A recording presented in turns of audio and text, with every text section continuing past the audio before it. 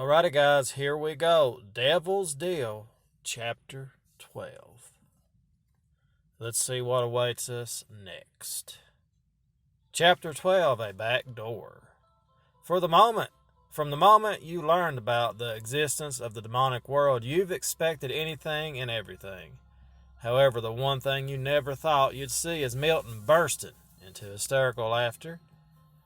Milton? Waves of laughter shake his body, which seemed to have made him lose all control he held over his muscled yet elegant form. Is he going to cry acid tears next? Forgive me, my young friend, I do not recall laughing so much in ages. Wow, now I do feel special. But back to serious business, young Reed. I believe you might have watched too many tasteless films or read books that are only slightly better quality than their film adaptations. About the overrated concept of selling one's soul. Why on earth could anyone want to buy something as worthless as a human's GD soul? I'm really not sure. So I couldn't earn the forgiveness of the heavens or something? My point exactly, that happens only in moving pictures. Real life is a tad different. And I hate to break it to you, my friend, but your deal is unprofitable to me, since that soul carries no value at all. I see. On the bright side, you are still going to hell no matter what. Oh my God. Yeah, so I'll be seeing more of you. To cut the melodramatic part of this discussion, I shall summarize: nice try, but no thanks. Was still worth trying. Anyway, it is in your best interest to memorize our current deal down to every word instead of wasting your precious time on new offers. Got it. I can't let him tease me like this. Stay quiet. Whatever I can't say, I didn't try. I admire your dedication to your cause, my friend. On your way back home, you replay your conversation with Milton a couple dozen times. Still intent to find a solution, you've asked Diana to come over. You knocked. Has the world ended? Not yet, but it's about to, since you've called and admitted that you need my help. Yeah, now that we're done with mutual compliments, let's get back to business. Noted. There must be some loophole in the wording of that oath, I'm sure. Reed, I can't see any loopholes there. I'm sorry, I've spent days thinking about it. How about we try to mull over it together? Maybe it will be more productive. Uh-oh. You know what, buddy? That glint of hope I see in your eyes is dangerous. What happens if I die, for example? Doesn't that free me somehow? Told you, hope it's dangerous. Diana starts pacing the room. She cups her face to her palms and is tapping on both temples with her fingers. For long moments she remains silent, and you're half sure she's considering killing you right now to free humanity from your oath and its horrendous outcome it fulfilled. That's just a question to get us started, you know. Think out of the box or something. I don't wish to die. Good, because here's the big problem, dumbhead. Even your death won't free you from your deal. It will only make things worse. How can anything be worse than death? Diana glares at you. Then she shakes her head as if realizing her deadly stare is not enough to convince you, and start listing her arguments on her fingers. First, if you die and do not meet your end of promise, the deal is off. No money, your father's life is forfeited. Second, those guys in hell are real pervs. I wouldn't put it past them to bring you back as a zombie or vampire so that you can still fulfill that oath. She throws her hands into the air as if she's foretelling the end of the world. Whoa, that's intense. Our zombie and vampire, I'm going to do that one right there, yeah. Really? That's all you want to know in this situation? When you put it like that, I'd rather wait and be pleasantly surprised. Nothing is pleasant right now, so keep your jokes to yourself, smartass. Let's call Manuel and ask him to join us. He always has an idea or two. Mostly stolen from his grandma, but still useful. Do I hear some admiration for my friend? Do you like him, D? Another glare is all you get as an answer from her. And while he's on his way, let's keep looking for that possible loophole, okay? These were the exact words. Become Carrie's lover, then dump her publicly so that everyone hears about it. So that was the words. All of a sudden, Diana gets a call from Samantha and leaves immediately. You decide to go to Manuel and continue your discussion there. Once you updated Manuel on everything you've already talked about with Diana, your friends falls. What are you silent? I'm thinking. You never think in silence. Yes, I do. Manuel glares, and you realize sometimes it's good to back off. The whole world has turned upside down, and I'm not ready to consider that Manuel has learned to think silently. I know what you must do. You do how? I mean, we fell silent for a moment, and you already know the magic solution. Well, I don't know exactly what you should do, but I know what others did in your situation. You know people who's made deals with devils before? Yes, and you know them.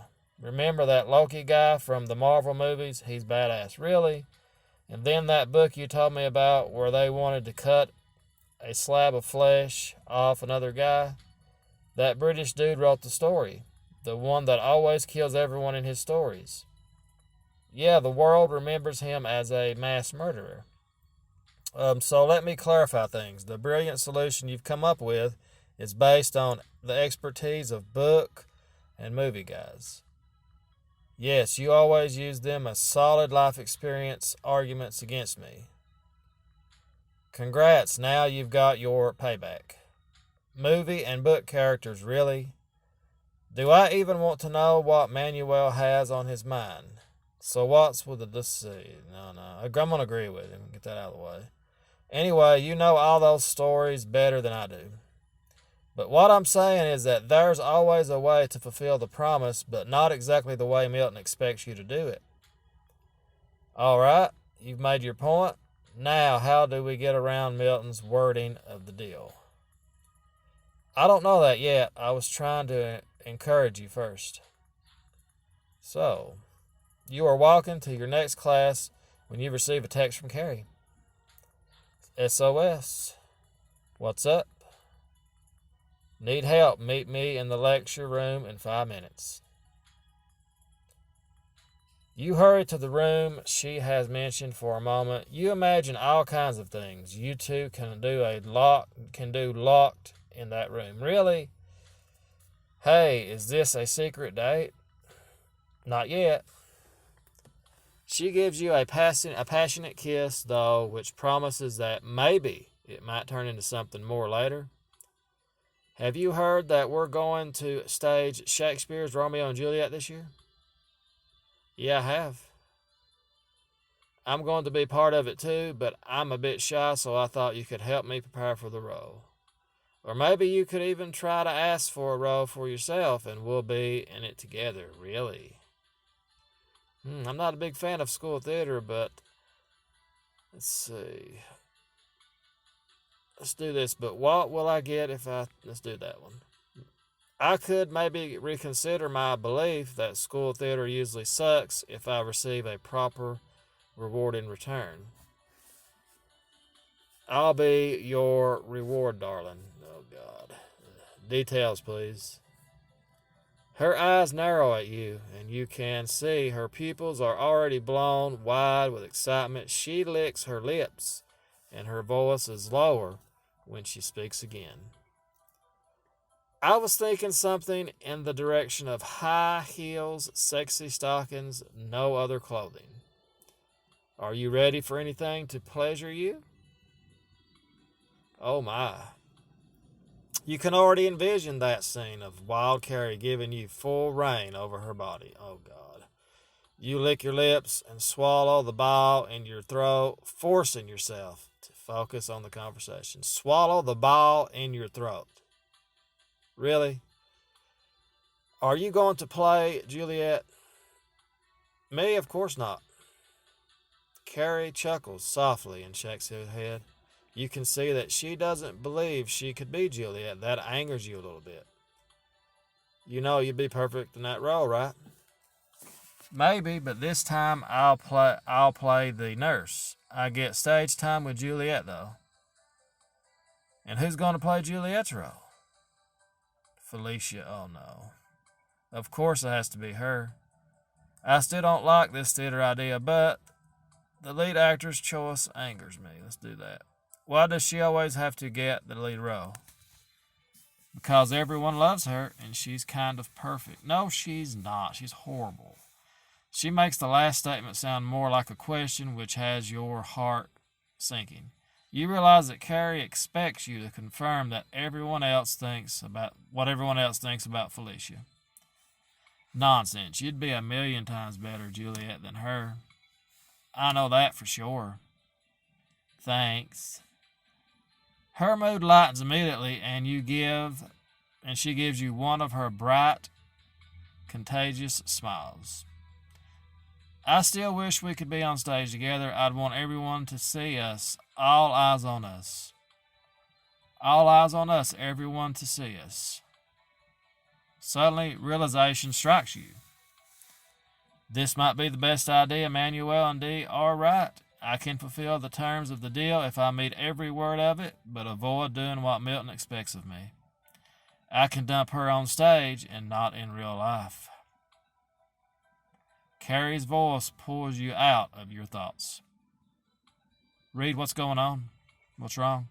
Nothing. Everything is fine, just right. Is Miss Dawson in charge of casting? Maybe I could talk to her. Have you changed your mind yet? Maybe you can be very convincing. Oh, I'm so glad.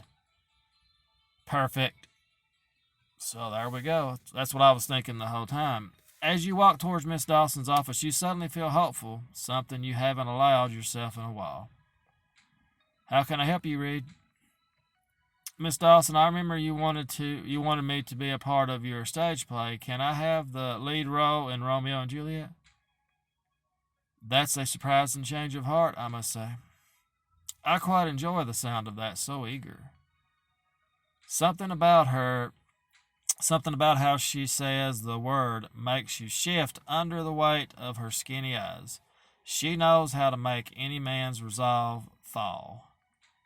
I kind of found a sudden need for artistic endeavors, but really I could be a perfect candidate for that role. I would never doubt your artistic abilities, Reed, but the problem is that the role has already been assigned. Uh-oh.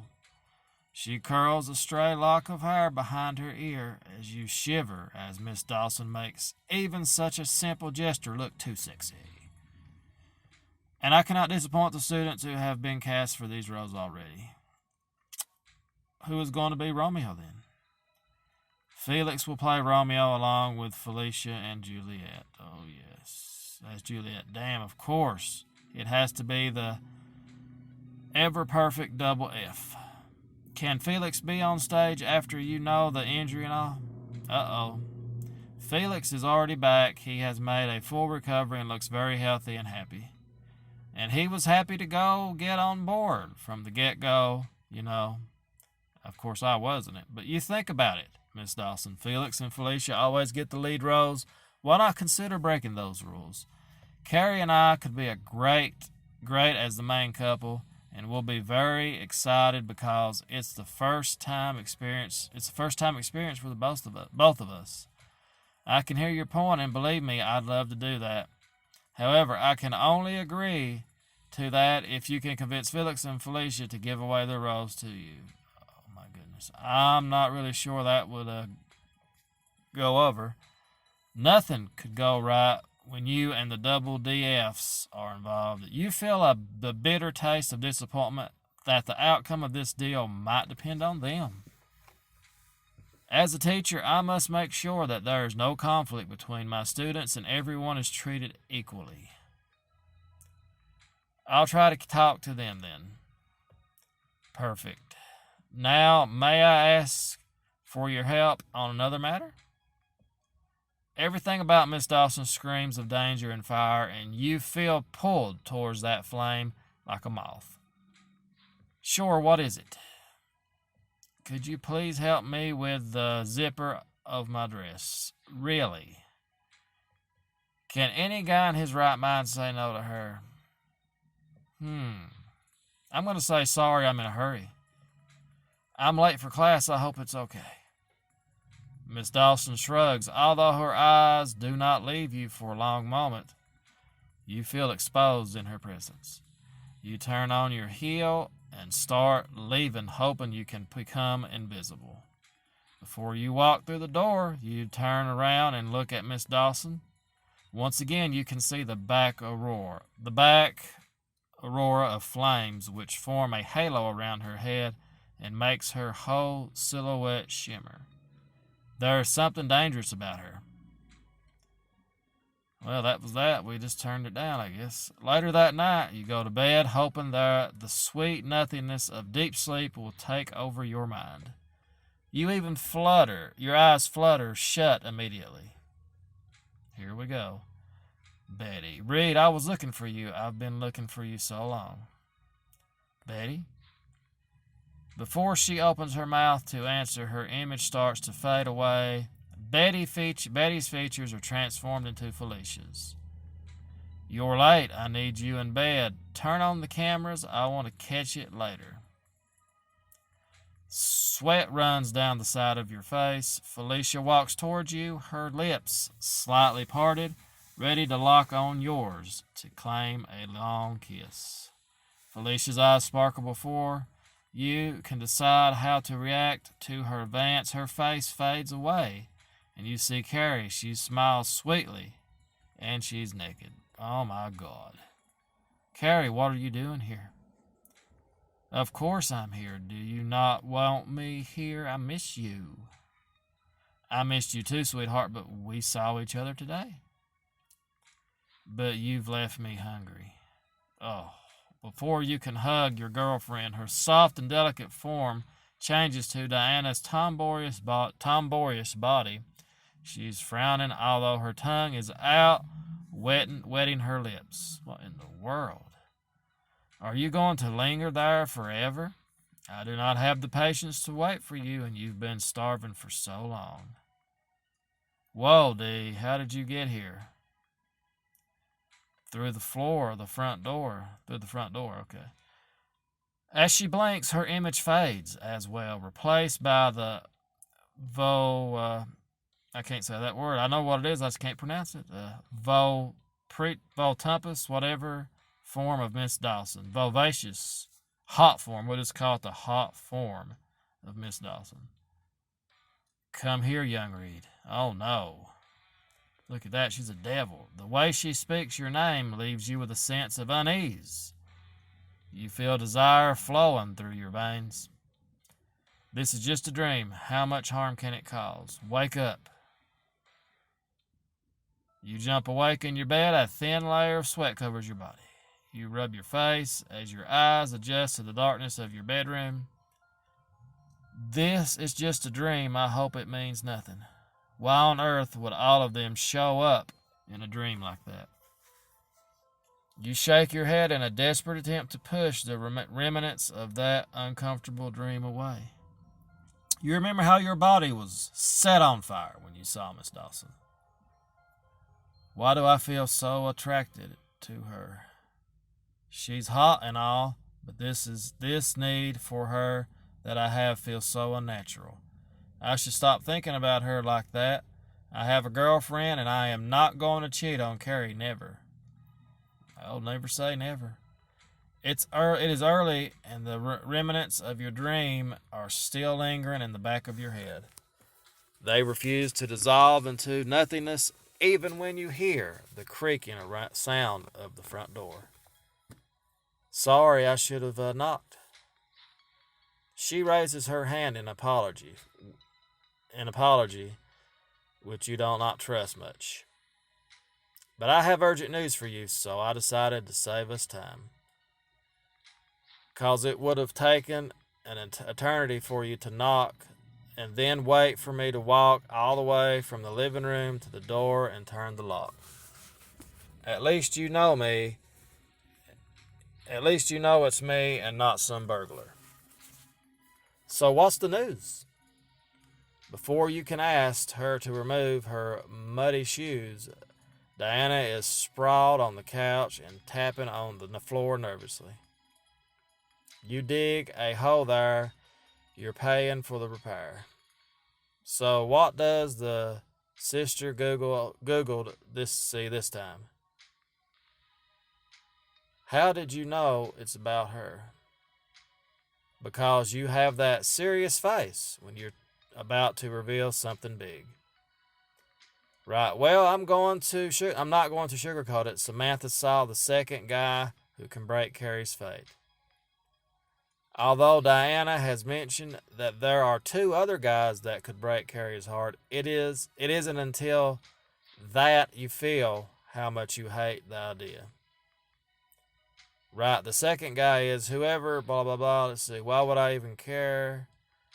Samantha is wrong. There's no other. Let's do this right here. Carrie will never cheat on me. So you can go tell Sister Google that she's wrong. This is not a soap opera.